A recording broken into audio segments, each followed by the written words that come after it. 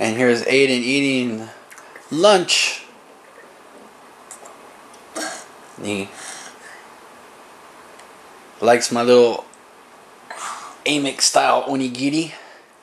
Aden, eat the seaweed. Is it yummy? Oishi? Aden, say oishi. Oishi.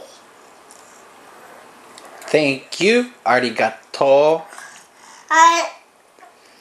Nope, that's for you, Aden. Oh no! Don't drop the rice.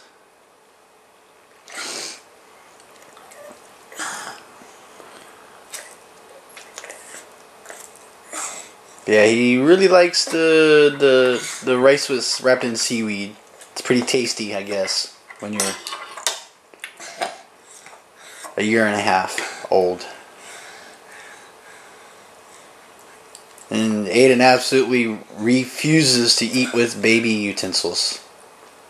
He saw me pick up the baby spoon in the kitchen and started going, no! And then when I picked up the fork, he's like, yeah!